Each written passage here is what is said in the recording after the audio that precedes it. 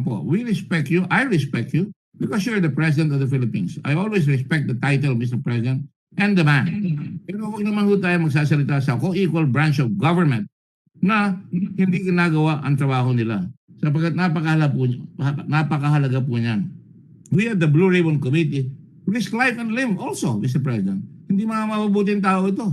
Yun lang iniimbestiga po natin dito sa tinatawag natin continuous patayan na ginagamit ang mga motorsiklo. Mabagal po yung mga inappoint nyo sa LTO. Mabagal na po ng panahon ni Aquino. Lalo pang bumagal ngayon sa panahon ninyo dahil yung LTO hanggang ngayon, 8 taon na po na walang plaka na ginagawa at ilalabas. At pati yung tinatawag nating center, operation center ay naandyan po at hindi pa nauumpisahan at tatapos.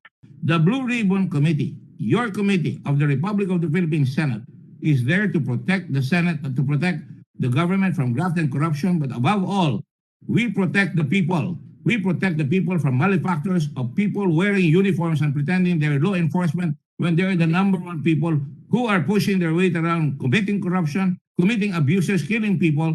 And that's why your Senate has also conducted other investigations, not just the Blue Ribbon Committee, na nahuhuli natin yung mga pulis na nagluloko. Mr. President, we are in support of everything that is good for our country. And our country is in deep trouble right now. At kaya nag-iimbestiga tayo sa Department of Health ngayon, hindi dahil masamang tao si Duque.